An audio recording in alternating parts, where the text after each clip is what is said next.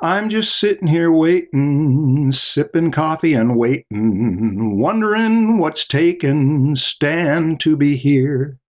I am drinking coffee, you are drinking what you're drinking. Everyone's drinking something, somebody's drinking beer.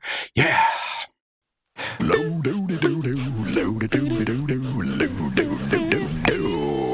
It's the Draftsmen Show. Yeah. Hey, there's Stan. Hi, Stan. Hey, Marshall. Sorry, lunch took a lot longer than I thought. I was never judgmental. Sarcasm? No, I was singing a song, having a great time. How was your lunch? It was good. What'd you have? It was a combination of a bunch of leftovers. Yeah? Yeah. You want to describe them? There was some beans that my wife made for some tacos. Uh-huh. There was a hot dog.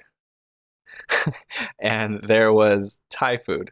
Beans, hot dog, Thai food. Okay. Yeah, and the Thai food were spring rolls and these fried crab and pork balls. Wow. And so you feel well fed right now and comfortable. I'm full. Good. How are you? What did you do during your break? I looked over my notes on how to study composition, and there's so much in there that it's just too much. Should we not do this?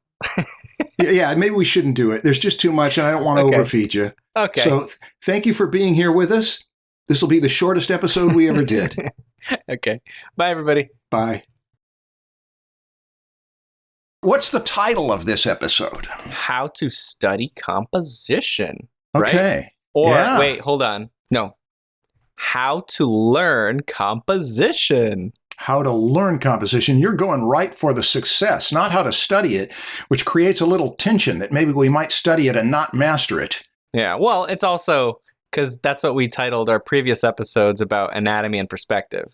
How to learn anatomy, how to learn perspective. I think that's what we called the other one. So we're just going with the theme.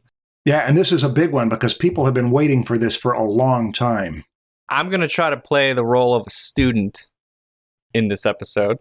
Okay. Because you have way more experience teaching composition than I do. In fact, I've never taught composition, so my experience is zero. Okay. I mean, I've kind of given advice on composition in other classes, like you know, like plein air painting or still life or any class. You kind of have to talk a little bit about composition, but I've never really taught that subject. How do you even define it? I don't know. That's you're the one. Why are you asking me? I'm asking you because you're the student, and this is the Socratic method of bringing the knowledge out of the student by saying, what are your preconceptions? Okay. So you're trying to get the wrong answer out of me. Okay, let's see. No, I'm trying to get a good answer out of you. Yeah. I was figuring this was respectful. Okay, so first of all, my experience learning composition. I've taken, I think, one class on composition. I think Eric Gist was the teacher. Mm-hmm. And I think it was more of a compositional templates course. And I think he even acknowledged that here's some templates, Steelyard or Ball-yard? No, Steelyard. Oh, yeah, the Steelyard composition. There's like, what is it, 6 or 8 of them or something? Edgar Payne breaks it down into several basic ones that are very basic. If you've got a vertical and a horizontal in there that dominate the image for the angles, and it's offset from the center, Steelyard. What were some of the others you remember? Any? There was some kind of yin-yang one. The yin-yang one is a major one, yeah. That you've got a set of opposites, however you arrange them, and that there's an irony in them. They flip-flop. Radial patterns. I remember like a triangle, kind of like a thing, kind of everything pointing at the top. Like Frazetta, you did that a lot, where he's got this group of people, and then at the very top is that hero. And everything just kind of points up to him. And I don't remember the other ones. Well, there are many other ones. Okay. Edgar Payne makes a chart of a number of basic compositions. You can even base them on letter forms. So that was my course that I took from Eric Gist, and he acknowledged that like these are kind of guidelines. Like all of these can be broken they're just little templates. But what do you use them for then? What is their value if they're little templates? I'm using Socratic irony. I'm asking rhetorically. I don't know. I mean, it's like if you want like a quick composition that'll work, or if you're like, for example, if you're plein air painting and you look out and you're trying to find something, you see a big tree and a little tree and you're like, oh, cool, I'll paint that. And it kind of looks like that compositional template I studied. And you can kind of fit your painting into that mold. Okay. Now, I don't know. I don't like that. I mean, maybe for like a beginner student who's starting to learn it, that might be cool. It's like a quick way to get some kind of success, right? But going beyond that, I don't like that. I want to learn it a little bit deeper. We've had students ask more than once, a number of times, what do you guys think of harmonic armatures? Yeah, you're going to have to explain that to me. Yeah, harmonic armatures would be that if you're composing within a rectangle, for example, that you can divide it with corner to corner X's, and then you can start to divide lines up within there. And there are certain divisions of lines that are pleasing to look at, the way certain frequencies make pleasing notes. And there's a lot of talk about harmonic armatures, and I'm trying to see if the subject of harmonic armatures has anything to do with these templates that you were learning in the composition class. Is the golden mean, is that a harmonic armature? The little spiral pattern that kind of goes into... Yeah. Okay. Probably then. Yeah. I mean, that's a template. Okay. Well, let me start with this. Here's what I'm getting from you. In many a composition class, the first thing you study is that the arrangement within the rectangle that you are composing, whether you put something here, affects the picture. It affects how it feels. It affects the success of it to some degree. And there are prescriptions, there are templates, there are ratios that a lot of people have passed down over the ages that say this is a good ratio. One of the most common is the golden section or the golden mean or the golden rectangle, whatever you want to call it. You can learn about any composition course. You can type in golden section, golden rectangle, golden mean composition into YouTube, and you're going to have more people who will take the time to explain it than you need. But let me tell you how it was explained to me by my teacher, Don Wyden, when I was 18 years old in a design class, that the ancient Greeks wanted to find out what pleasant divisions were. So somebody took a stick and gave it to all sorts of people and said, hold this stick somewhere from left to right in the way that just feels most pleasing to you, I guess, just an emotional decision. And they didn't tend to grip it toward the middle. They tended to grip it at a ratio of about 1 to 1,618. Something like that. They calculated. Wow. What the math was to quantify what the emotional decision was that this is where I like to do it. And that is passed down, and it relates to the nautilus shell, the Fibonacci, the spirals, all the stuff that you'll learn about when you look this up. It's very popular. And sometimes composition training never goes any further than that. When we've talked about this very little, I don't know that we've spent 2 minutes talking about this in all the years that I've known you. You said that you weren't a big fan of it, or that you don't use of the conforming your compositional choices, the organization and arrangement of how you put things in that rectangle, conforming them to a template or a mathematical ratio. I think there's something to it. But I think I've seen people take it way too far, in my opinion. There's been some people that have emailed me with these PDFs full of studies of master paintings that are divided up into 100 different triangles and swirls, and it's like, look how it matches this perfectly. And it's like, well, because you divided it to match. Like you can take any painting, just crop it in a different way and divide it up into triangles that will fit this painting. It seems like it's kind of, you're making a template to fit the painting instead of you know what I mean? It's like a customized template. I don't know. It doesn't feel like it's going to help me be a better artist. Yeah. It's a mathematician who's probably a really good mathematician trying to analyze paintings that maybe the original artist thought a little bit about that, like maybe a little bit of imbalance, but not to that degree. I highly doubt it. Okay. I mean, of course there are some, like maybe Michelangelo did at some point, but let me tell you what I know about that. Okay. Is that harmonic armatures and conforming to grids, as it were. Many great masters have used them. Okay. And if you were to study with someone, say, like Myron Barnstone, he would have you turn all curves into straight lines. He would have you carry those straight lines through so that you can see where they disappear and pick back up again. He would have you understand the angles of everything you can perceive in that picture. And there is great value in that it heightens a student's sensitivity to the fact that those angles are in there and they're a part of the composition. And if we're not sensitive to them, I made it 12 to 15 years into my training and professional life without ever being sensitive to the fact that there was a pattern in there that I was not kicked into viewing it emotionally and critically.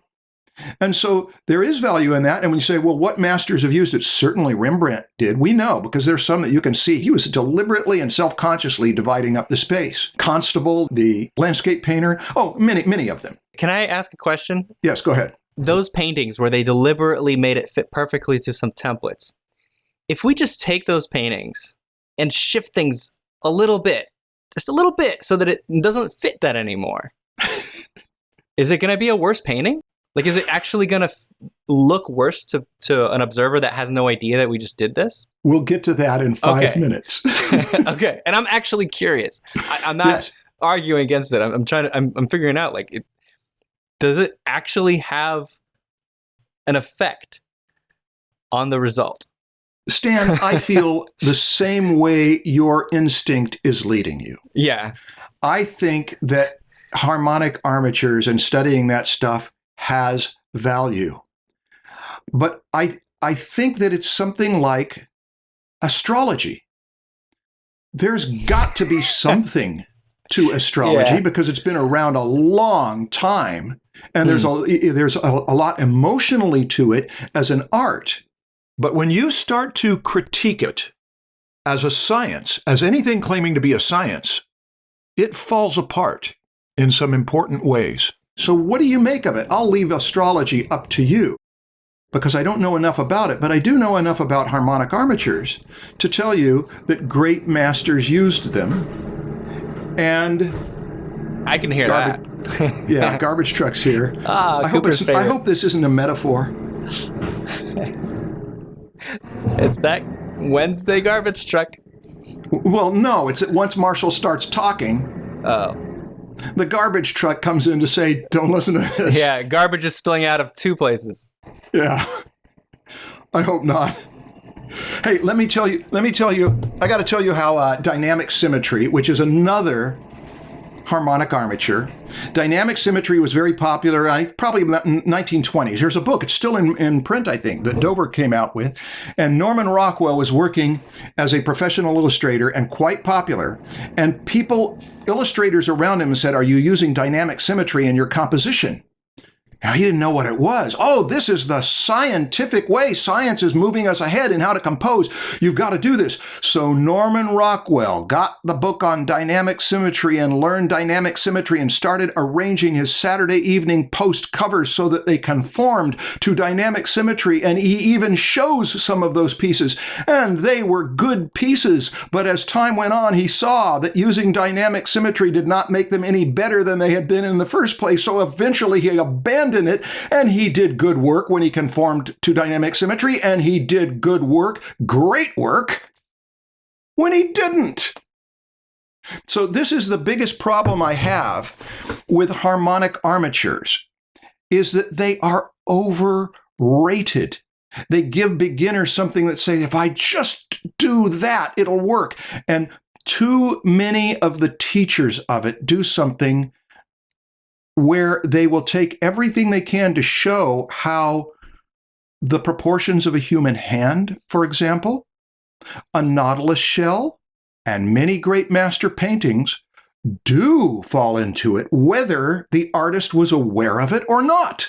And in some cases, they were aware of it. And in many cases today, they are aware of it because they've watched YouTube videos that said, you'd better move it over there so it falls on this pattern. But what they don't do is show that many, many great masterpieces and much of nature doesn't conform to this. And so it becomes selective arguing. There's a term for it. It's called cherry picking.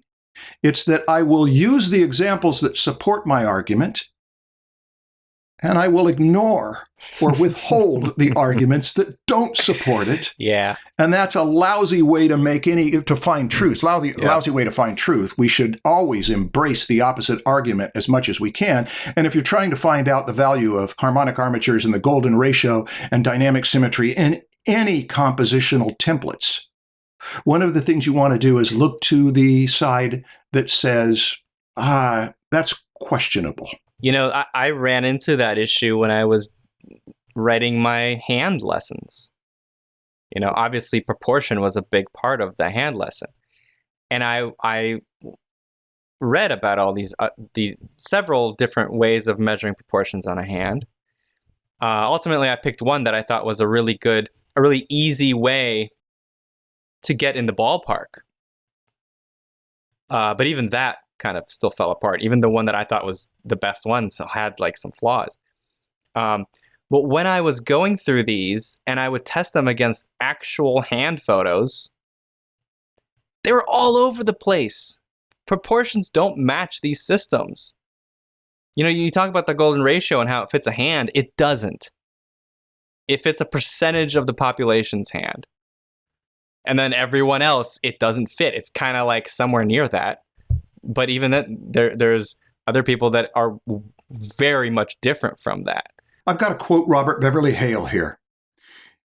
In what I think is the best drawing book in the world, he says in the chapter on driving all the horses at once, I think it's the second page into that, page 210, as I recall. I know because I've read it a number of times. He has 3 paragraphs in that entire book, 3 paragraphs on composition. And one of the things he points out is that a lot of times from drawing, you're not going to learn composition. It's better to go to finished pieces where people have really self-consciously arranged. But let me tell you what he says, his first point about composition. Beware neat theories of composition. The artist's feeling for composition, like the artist's feeling for proportion, is a highly personal thing. Now, what does that teach you about composition? That doesn't help me. But that is the first point, is that composition is so subjective. How do you compose a piece of music? How did Beethoven do it? He did learn musical form, but he also came up with ideas that were Beethoven, as opposed to Haydn, as opposed to Bach, and every person who composes music. It is a highly personal thing. This is my idea for how I want to organize the notes. And it comes from, I feel like it should be this way. It's emotional, it's intuitive, it's instinctive. Now, that is the first point Robert Beverly Hale makes in a great book in which he talks very little about composition, but he does say, watch out. for neat theories of composition, it is very personal, and the proportions of the hand proved the point. Hey, have you seen Hogarth's thing where he makes the hand into divides it into halves and halves and halves? That's the one I chose. That's ultimately the one that I felt like was the best one, because it was very easy to remember. Yep. And it kind of worked. I mean, it was close enough. I still pointed out in my video the flaws, where it's like, there, you divide this one in half, but it's usually a little shorter than that. And then you divide this one in half, and it's actually a little longer than that, in my experience from when I actually tried to apply it. But it still is a good one to kind of get you close. So yeah, it has value. Now, the issue came up in the adopting your art parents. Some people said the best art parent to adopt is nature. Nature is my art parent. Well, what does that mean? It means that we can go to Harmonic Armatures, and we can go to master paintings, master compositions. But we can also go to nature, and we can see that the ratio of a head to a body is a certain ratio, and that it changes from the time we're children to the time we're adults. And getting familiar with proportions and ratios is useful. But here's the last thing I'll say about the limitations of it. When I found out about the golden section, and I got a photocopy of what it was and how to find it, and I put that in my studio in front of my face, and it was there for a few years, and for about a year I referred to that thing constantly, and I conformed a number of my compositions to them, and quite frankly, they sucked. Now, they sucked for a number of reasons. I just wasn't that good a composer. I didn't know that much about it. But one thing that the harmonic armatures are going to help you with, in fact, almost the only thing, is where to place things on the picture plane. Do you recognize that as important as that is in composing, that it's only one element? You've still got lights and darks to deal with. If you're working in color, warms and cools. If you're working with edges, which you are working with edges in one way, what you're going to do with the edges. If you're going to work with whether you fade something back or pop it into relief, how contrasty, how non-contrasty they are, textures, deep space and flat space. Composition has a number of elements going on, and placement is only one. So, in summary, my attitude toward harmonic armatures is that to go through that training where you heighten your sensitivity to divisions is valuable for you, but do not rely on the template to bring out your best work. And the fact is, the people I know around me, including former students, who are the best composers I know, miles, hundreds of miles beyond me. I've watched how they got good at it, and I think that to a person, not a single one of them ever measures this out. They go with something much more valuable, which I hope to land on, which is tapping into emotion and using nature as your parent. Now, there was one other thing I wanted to say about that. Alphonse Mucha wrote a book on composition. Alphonse Mucha was deliberate, calculated, mathematical, and he would arrange the way the ratio would change as things moved through there for their size and everything else. It's an impossible book to learn from. I couldn't get through it because he was expecting you're going to compose like me, and you're going to use before they were talking about fractals, my fractal divisions to make this change, this gradation of size. Mucha did beautiful work, and it lasts. It's got qualities of nature. Frazetta, from what I can gather, never measured out his canvas to conform to those rhythmic divisions. And if they landed there, it's probably because Frazetta was doing the thing this all came from. The Greeks didn't start with the math. They started with, what do people tend to emotionally prefer? And let's take all that and quantify it and say that is one potentially powerful thing to know about it.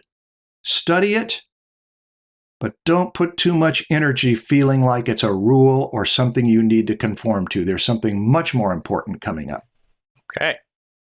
How do we do for the first part of this? I like it. If you're playing the role of a student, what would you ask next?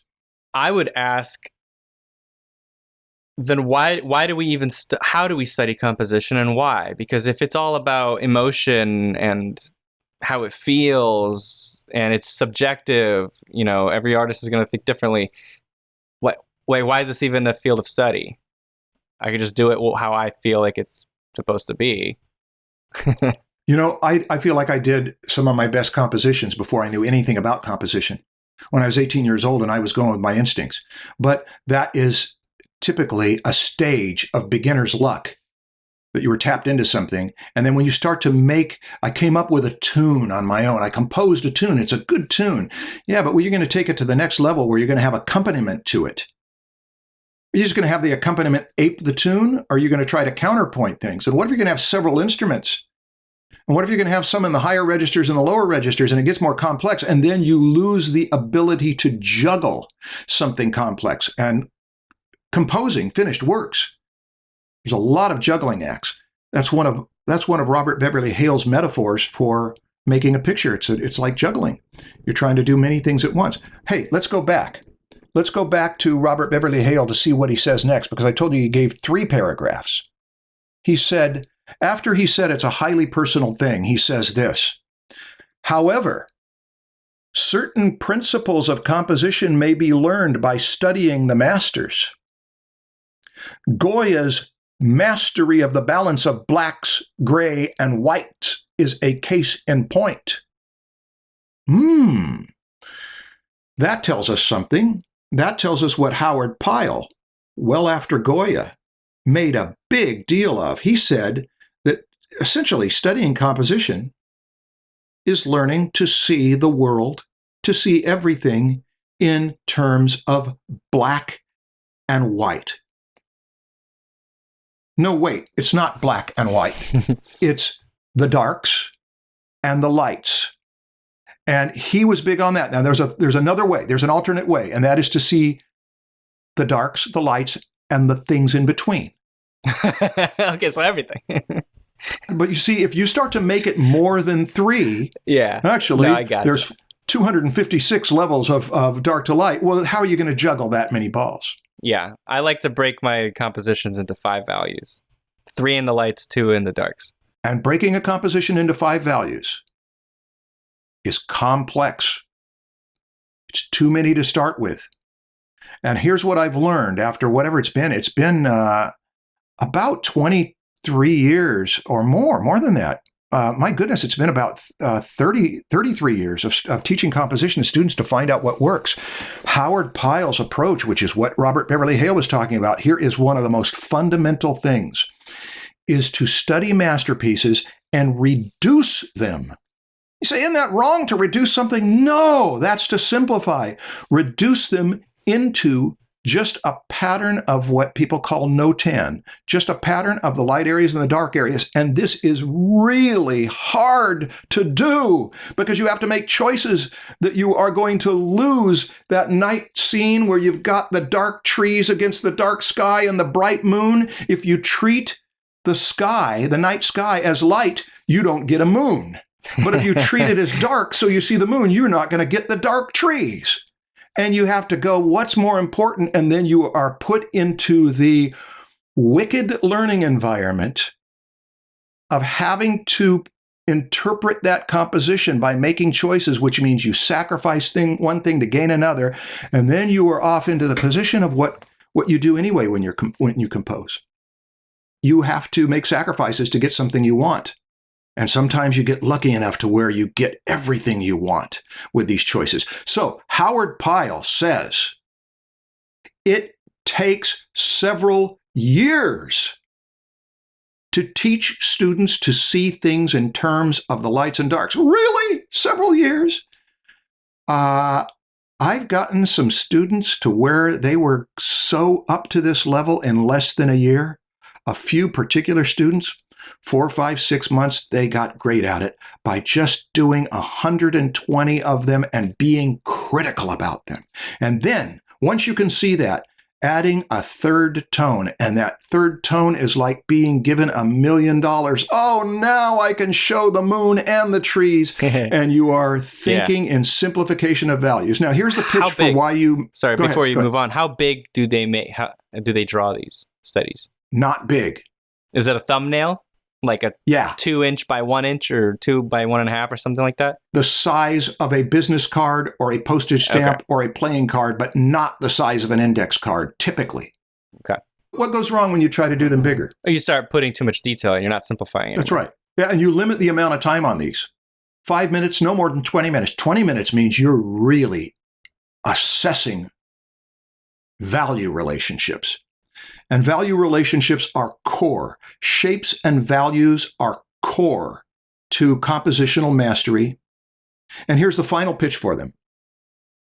The gestalt of a picture, the thing that even a dog sees if it's colorblind, is that if you were to high contrast it, that value pattern. Howard Pyle says it should, after a half hour of work on a finished painting, your initial layout, your value pattern should, to use a warrior's metaphor, it should kill at 100 yards. That means you step back 100 yards, that painting rocks. You shrink it down to a postage stamp, that composition kills. And then you know you've put your energy not into the details, but into the composition on the value level.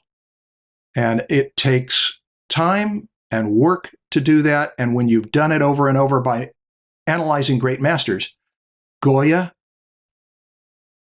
Sargent, Winslow Homer, Kata Kalwitz, Frank Brangwyn, don't miss Frank Brangwyn, many others. But those are ones that I would put on my list for masters of the past. Oh, Dean Cornwell, Harvey Dunn, many, many others. I mean, here's what happens. I mention those names and somebody says, hey, you left out so-and-so. Yeah, how can you? I mean, there's so many. There's thousands. Okay, well then start with Doré. Start with Gustave Doré's best.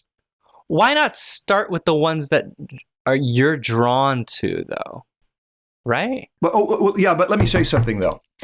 Some artists are more sophisticated and they don't work tenebristically. They don't separate their values really obviously, so they're hard to learn from. Okay. Degas was a great composer, but he worked in more subtle ways, and so it's harder to learn it from. But Rembrandt and Doré's great because he worked in black and white anyway, and you blur them so that you tend to see the general pattern, and you ape that pattern, and then you gradually start to see that even if it's not high contrast, even if there's no black in there, even if there's no white in your finished piece, and I like to work softer contrast, you're still aware of the value structure, and you can't compose with something that you're not aware of. So the first thing is get aware of it. It doesn't mean you'll be a good composer. It means you at least know that this is fundamental. So harmonic armatures are where you place things. Value structure is another. I know I might have spent too long on that, but I was just elaborating on where Robert Beverly Hale and Howard Pyle aim next. Okay. Our emotional health is as important or more important to maintain as our physical health. If you're someone that's interested in going to therapy, consider checking out my sponsor for this episode, BetterHelp. BetterHelp is unique because they take out the annoying parts of the process. Gone are the days of searching for a therapist in your local area and driving to the office. That's because everything is done through BetterHelp's smartphone app.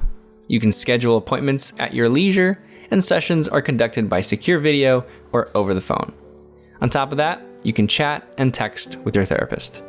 One really useful thing I've discovered from BetterHelp is the articles that they provide on their website.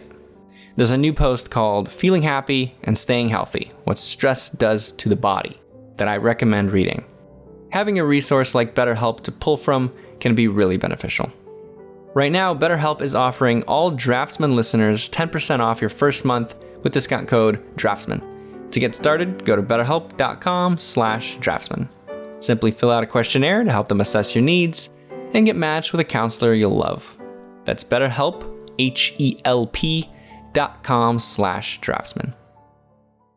What does your student mind go to next? Student mind goes to some keywords that I hear about when I hear about composition, like focal points, contrast, gesture, storytelling. Focal point is like the one that everyone focuses on. Yeah. It's because focal points happen in nature. Mm. There might be a million people, billions of people, but there's going to be a few that you focus on. That's the principle of priority. Some people call it the principle of dominance, the principle of emphasis, the principle of supremacy. Let me go to the next part of what Robert Beverly Hale says. Okay. Certain principles of composition. What does he mean? There's elements. We've talked a lot about elements. Elements are just the ingredients. The ingredients can be used badly. Principles are there some ways to use them well, and one of them is if one thing is more important than other things, that's usually a good idea. It is not a rule that there has to be a single focal point. That's what you watch out for. But Corot made that a rule for himself. He has a quote about he always has one, I think he even called it a highlight, one part that is brighter or more colorful or whatever than the rest. And you go through his paintings, that was important to him. That's important to a lot of artists. That's important to a lot of storytellers, that you have a climactic point in the story. The garbage truck's coming in. Can you hear it? Yeah. Should I talk a little bit? Yeah, you go ahead. A few people who have studied at the Russian Academy, the Repin Academy in St. Petersburg, they've told me a little bit about what they teach about composition, and it kind of reminds me of what you just said. And this is kind of like the telephone game. It's like someone told someone, and then they told someone, and they told me. So this might not be the way they actually teach it there, but this is how I understood it. Even on something as simple as like a face, it's a portrait. It's not like a story that you're telling with a background and foreground and middle ground with several characters, and there's flow through them. It's a portrait of a face. You're still thinking about the composition of this rectangular space, and you have to think of how you're arranging the contrast in your drawing. And that could be contrast in value, but it could also be contrast in edge, in color, contrast in the size or importance of a shape. It could be contrast between different elements. It's not just value contrast. Right. And he says that typically what they'll do is you got this, the eyes and the nose, which is the focal point of a portrait, typically. And it's also usually the thing that's closest to the viewer, right? This part of the face is closest. And things recede back, like the jaw is farther back, the ear is farther back. And what they'll do is things in the nose, those sharp edges, like the nostril, the cast shadow coming off of it, will be higher contrast than things towards the back. And they'll really pay attention to that. So for example, you have, that there's a very common cast shadow coming off the jaw onto the neck. And it could be really sharp. If you got a direct light source, kind of like do we have one on me right now? Maybe. It's on the other side, but yeah. There's the edge of the cast shadow on my from the nose right here. Yeah.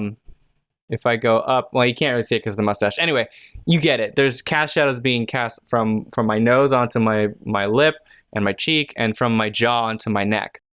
The one that's being cast from my nose should be a little bit more contrast than the one from my neck. And if you don't think about that, you might just look at the subject and just see, there's a sharp edge right there, right by the jaw, right here, right where that shadow starts. And you just say, it's sharp edge. I'm just going to put a really sharp edge there. And the ear, there's a lot of little details in there. And that might not necessarily be the best option. That you want to create that sense of three-dimensionality with the nose popping forward the most. And as the head rolls back, it goes less and less. It pops out less. And contrast can make it pop out less. Yeah. So you could maybe soften that cast shadow a little bit. Or even if you want to make it sharp, you could make the value of the light on the neck a little bit darker so that the value contrast between the shadow and the light there is smaller than the value contrast between the cheek and the nose shadow. Yes. The shape could be a little more complicated from one. All those things. And it's every shape they put. It's not just a cast shadow. It's every piece, every halftone shape that's put in there. They're analyzing it, comparing it between all the others. Between all the others in the drawing, and that it's kind of fun. I like that. And that is composing. And you also you're hitting on one of the greatest secrets of composing. What good composers enjoy it. It's fun for them. And students often are so concerned, am I doing it right? That they're not able to have fun, which is why so many beginners, why children compose instinctively, maybe not sophisticatedly, sometimes sophisticatedly in some ways, but not sophisticatedly like when Steve Houston does it, where you've got all of this balancing act of textures and colors and values. That is composing. It's composing a face. I had a student tell me once, I don't need to take composition because all I do is portraits. It's like, well, what do you mean? You put the face in front of the camera and paint it. Yeah, but you might not like the background. And you say, I want to simplify that background. Okay, you're composing.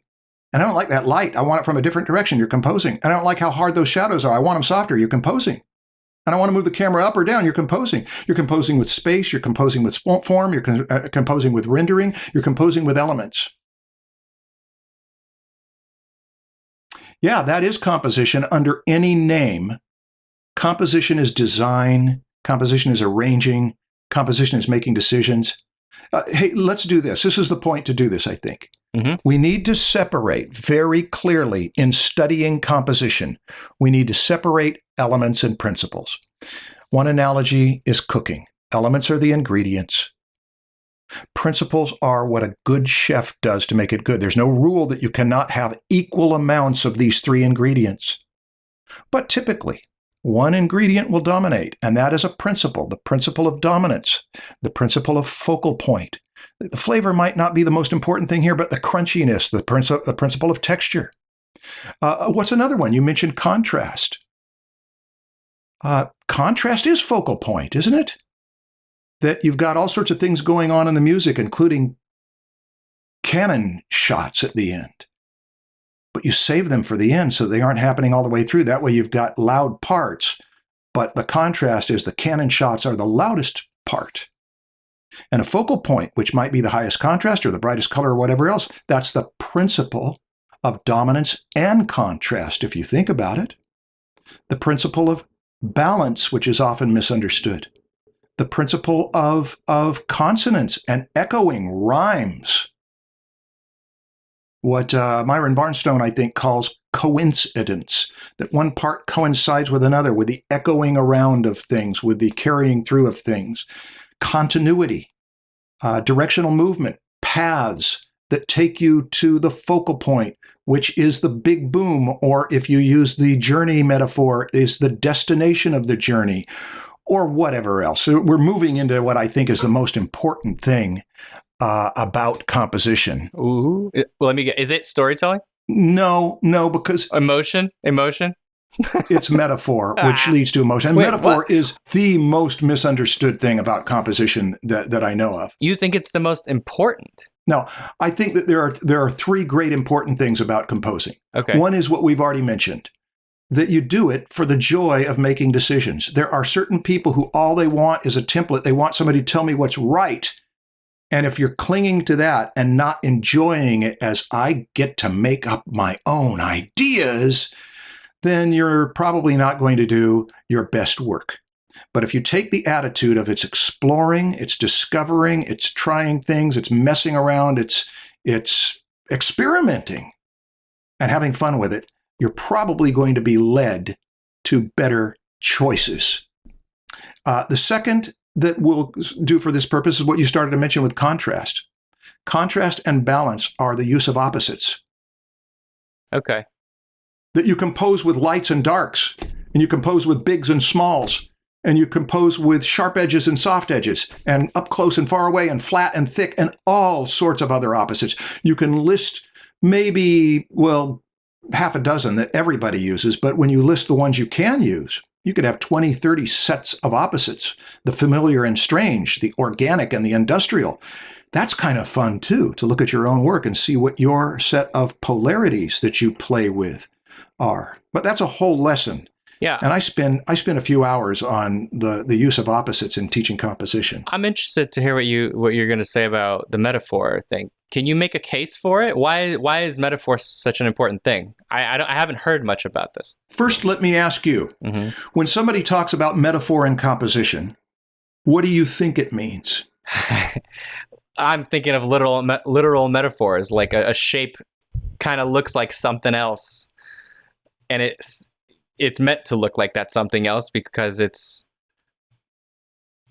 sending a message about what the meaning is behind this painting. Yeah. In storytelling, Robert McKee calls that symbolism. Mm-hmm. Symbolism is where one thing represents another. This rose symbolizes passion. That horizon symbolizes eternity. This egg symbolizes fertility. That can be done brilliantly, but it's not going to help students compose. It can turn them into pretentious university students who say, people just don't get how brilliant my work is and that everything means something else. But it can be done brilliantly. It's just that that's not where we dig for what this is about. Okay, so why is it so important? You're saying it's one of the most important things about it. So can you make the case for it? It's because when you look at a picture, you have an emotional response. If we're sensitive viewers, in particular, if we're good viewers, we look at it and we feel cheered up by it, or scared by it, or thoughtful about it. How does that happen? It obviously happens by the subject matter. If you have a beautiful face, you will have a different response than if you have a scary monster, but not necessarily. A person can compose that monster, which might be hideous, to make it quite amusing looking by the way they treat the flatness of it and the outlines and the bright colors and turn it into a cartoon. And we can have that very attractive face be terrifying because it's in a noir film where the light is coming through blinds that turn this person into slices of light and dark. And it's very disturbing. Composition is about getting an emotional response, and we get the emotional response at the most basic level with the abstract design, with it feels like blood. It feels like garbage. It feels like a lovely spring garden. And to treat your design as a waterfall doesn't do much good if you're designing a waterfall. But if you are designing a wedding dress and you treat it as a waterfall, then you are bringing the energy and emotional content of one thing into another thing, and there's something about that that is basic to our emotional response, and it is something that every great musical composer, storyteller, sculptor, artist uses. Even if they don't know the definition of the word metaphor, every child uses it. That this is like this enough to where I'll treat this composition, I'll treat this picture as if it's an embryo, or as if it's a scorpion, or as if it is a drawer full of knives that I've pulled open and they go tangled all over the place, or as if it's a Japanese garden. But not if it is a Japanese garden. That's we're saying the one thing has a certain feeling, and I am going to arrange my elements by comparing the two. This is the blood of creative composition. This is how I have seen the students who take this seriously do the best work I've ever seen. And the students who never pay much attention to it or don't work on it, I don't know that we reach our level unless we really take it seriously. And here's the last thing I'll say about it. Here's what I mean by taking it seriously. Children do it instinctively.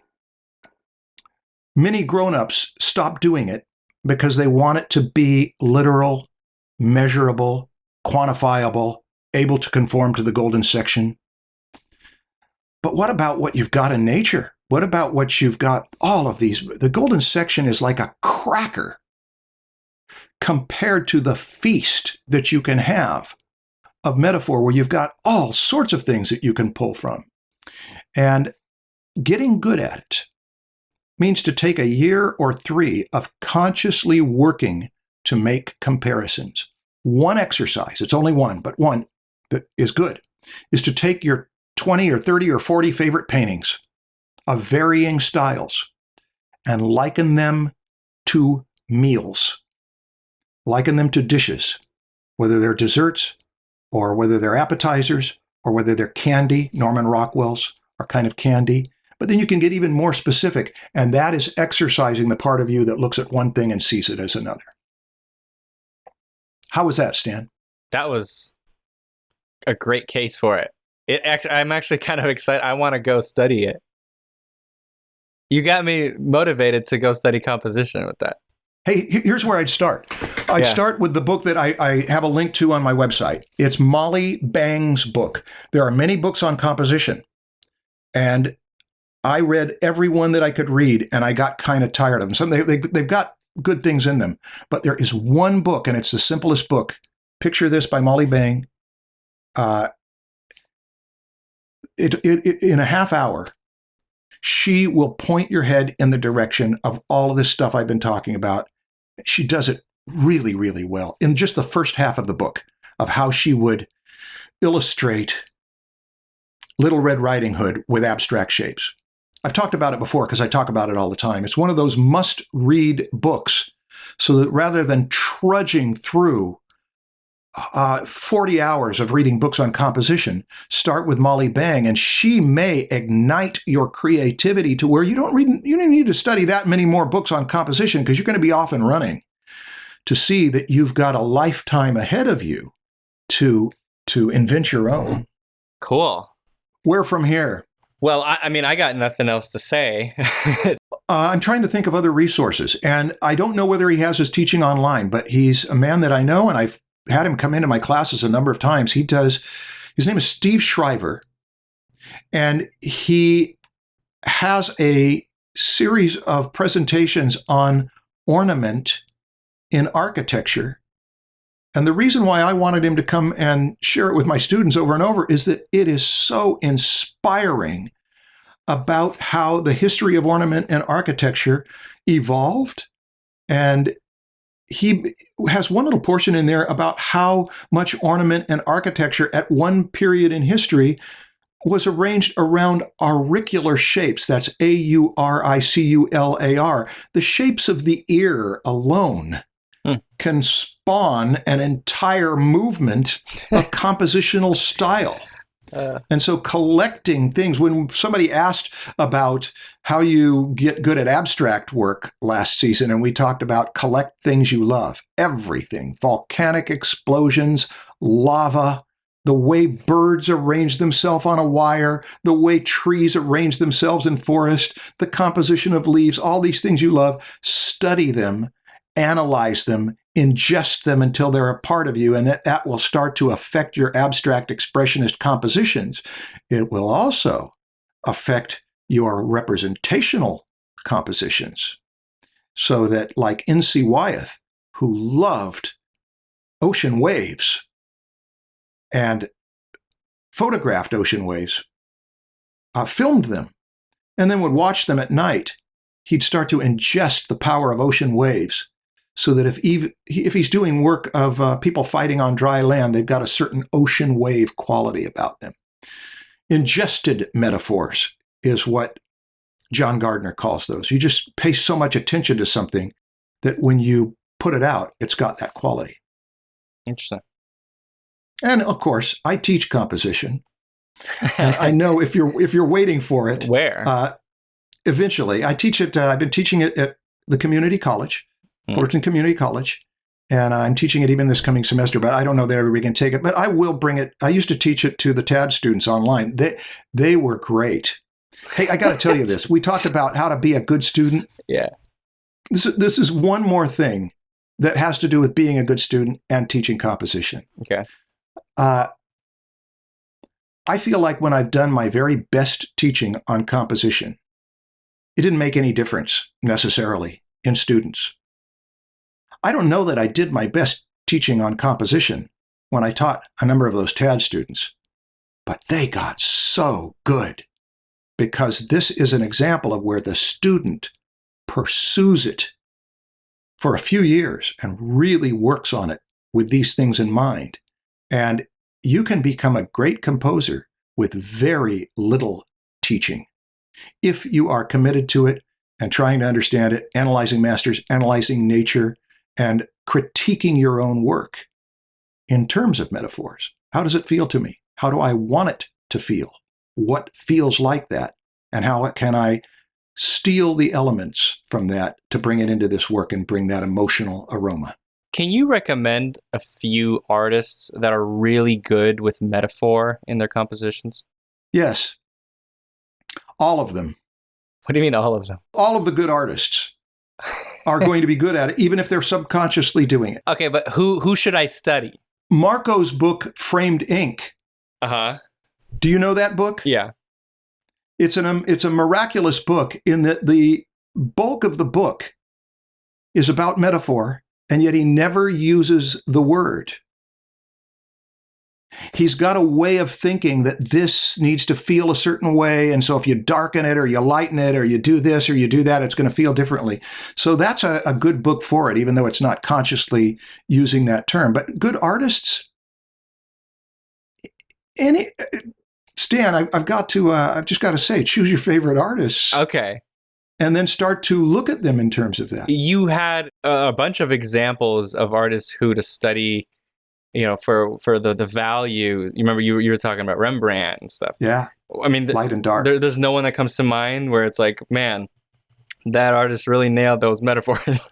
Here's the danger of it, is that I might say, look at how when Wayne Thiebaud draws people standing on a beach, which he rarely did, but he did a lot of cakes and candies and pastries and cakes with candles in them and more pastries and candies and cakes and candles and pastries.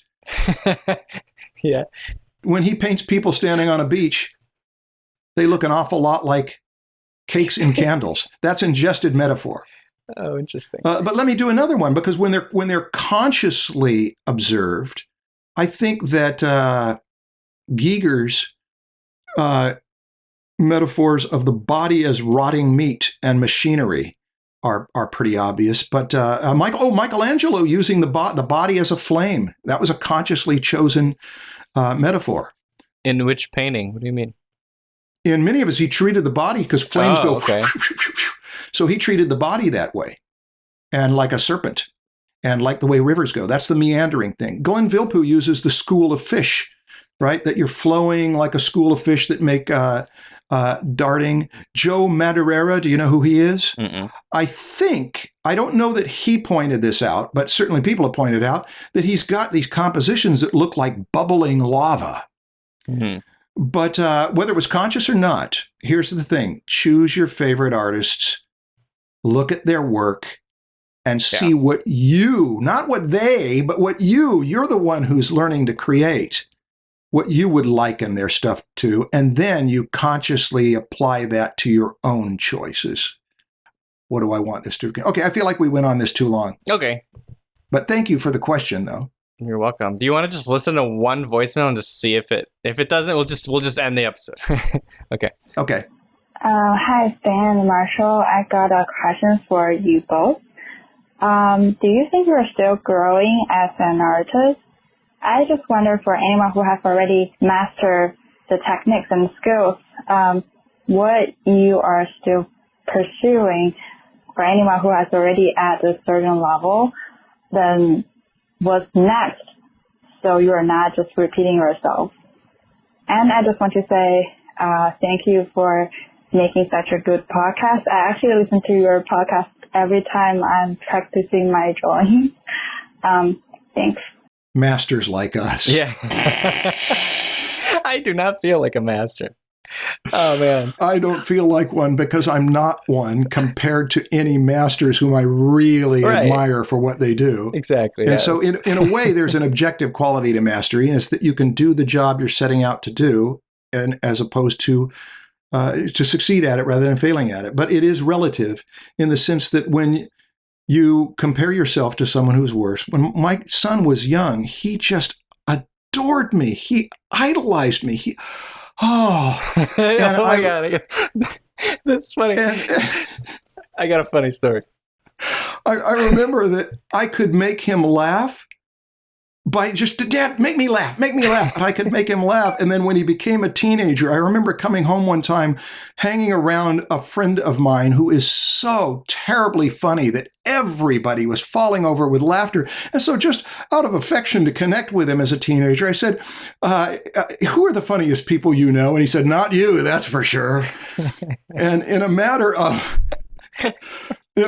a few years, I went from being the great god of laughter to someone who had nothing to offer. Yeah. And so it is relative. If we were to go into an environment of people who are all worse than us, we would be considered masters. It wouldn't mean that we were, but we'd be considered masters, and we might be able to bring them up to that level.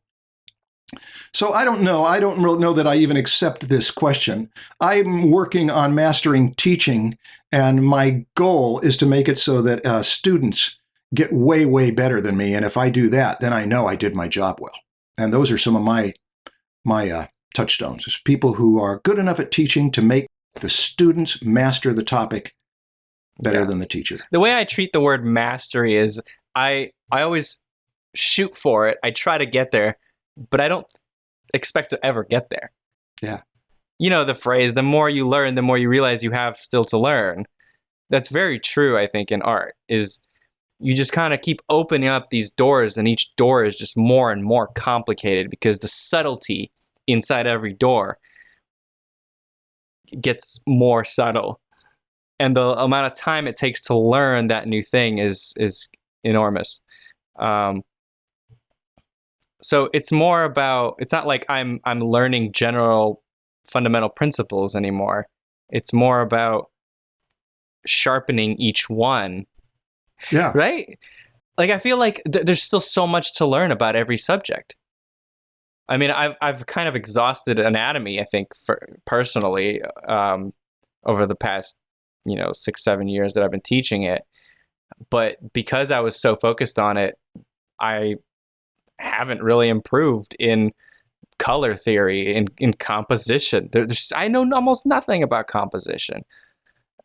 I could focus on that for a decade and improve greatly on that. Storytelling, there's so much. I don't know. I feel like a human lifetime is not enough to become a master at everything that there is in drawing or painting. It's just not enough. There's so much to learn. I feel the same way. 200 years, 300 years isn't enough. Yeah. It's just one of the most exciting things in life is to study, to learn, and then to try your hand at it, and then get better at it. When you start to get better at it, you say, ooh. And then there's going to be stages in it. But it seems like the great thing about the arts is that you can conceivably get better and better and better as long as you're strong enough to work. It's not that way with prize fighters and football players. But I got a funny story about what you just said. Cooper, the other day, and this is a consequence of him being locked up in quarantine for so many months. He's like, Dada, you're so big. And then he's like, your muscles. I'm like, wow, I'm his muscle hero right now. Yeah. Oh man. I mean, my wife is 5'0", and I have 2 tiny dogs. Mm-hmm. So yeah, to him, I'm by far the biggest person around. It felt great. It's amazing. Like, you know what? I am muscular. Yeah. You are the dominant large animal of the family. Yep. Yeah. Now, if he gets taller than you, then he'll look down on you and say, how did I ever think you were big? I don't think he's going to get taller than me. Yeah. I think he's going to be a little dude. He'll be smarter than you. Probably. Yeah, that happens. He's smart. He picks things up. He's definitely got more rhythm than me. How do you mean? Oh, he's a really good dancer. Really? He loves dancing. I hated dancing when I was a kid. I was so embarrassed. Even as a little kid, I was embarrassed of dancing because I just couldn't get it. I was like, how you guys move your body? Oh, yeah. There's just hardly anything funnier in life than to see a kid that age who pours themselves into a dance, the rawness of it, the utter lack of inhibition. Yeah, some of his moves that he does, it's like, you haven't seen anyone do that. How did you pick that up? You know, like he'll twerk. He'll start twerking. It's like, you have not seen anyone twerk. Like we don't show you that stuff. Yeah. Yeah. That's that thing about kids compose instinctively. A kid's got a body. I got this thing called a body. I'm going to use it. I can use it this way. And then it just marvelous things happen. Yeah. Failures happen too. But yeah, that's not something that needs instruction until you're really going to work on some moves. But it's just astonishing to watch what comes out of a small child's instincts. Yeah. For better and worse. But that's an example where dancing, making up songs. Does Cooper make up songs? No, he's got a lot of songs he likes. He's really good at picking up on names of musicians now. He's 2. I was so surprised. He knows who Michael Jackson is versus who Justin Timberlake is, even when Justin Timberlake sounds like Michael Jackson. Yeah, my son was doing that at 2 also with other kinds of musicians, but he could pick out Aaron Copland's head from a distance. Mm-hmm. And say, there's Aaron Copland. And it was amazing to see that at 2 years old, he was picking up certain personalities associated with certain sounds, words. Yeah, it's great. I was thinking today that I do not miss the work of parenthood. But being in the backyard, and before we did this, there's a persimmon tree out there, and the leaves are thick like Africa. They're just sumptuously big, and all these trees are getting new leaves on them and crunching them and looking at them, and I kind of miss the presence of a kid observing a tree blossoming over a matter of weeks. And I was thinking, you're one of the few people in my life who's raising a kid, and that we're talking about it regularly. Yeah. Cooper's how old? Not yet 3? Not yet 3. It'll be 3 in August. So, what is that, 2 months from now? What are we in? June? Yeah, 2 months from now. Okay, where do we go from now? Yeah, I think that's it. We'll leave it on that. On a light note. Cool. Thank you, guys. Do we know what we're going to record next? We haven't talked much about how we learn from masters and how we break masters up into disciplines, but it's sort of been a subtext. Really? Wait, is that one of the episodes on our list? No, it isn't. It's one that I've gotten a lot of questions on. How do I copy masters? How to copy masters. Interesting. Okay, that is a good one. Let's talk about that one. Okay. All right, guys. Thank you for joining us. Yes, thank you. And give us those TikToks. Sorry. Okay, bye. Morning has broken, Marshall will fix it. Marshall can fix most anything broke, except for cars and also computers, nor broken hearts yet. Marshall is woke. Bum bum bum bum ba-dum bum. Bum bum bum bum ba-dum bum. Bum bum bum bum ba-dum bum. Listen to Marshall, he tells the truth unless it's convenient to tell a lie. maybe he'll find that balance of wisdom. But don't count on it. He's old. He may die. You give me a title, and I'll run with it. Okay, let's see. How about if I give you Stan Prokopenko, professional teacher. Stan Prokopenko, professional teacher. Stan Prokopenko. What a guy, what a guy, what a guy. Yeah! Stan Prokopenko, professional teacher. Stan Prokopenko. What a guy, what a guy, what a guy. If you can't hear the chainsaw outside, there's a chainsaw outside. If you can't hear the chainsaw, it is there. If you can't hear the chainsaw, it's still there. If you can't hear the chainsaw, well, that's you. There's a chainsaw going on outside. It's true.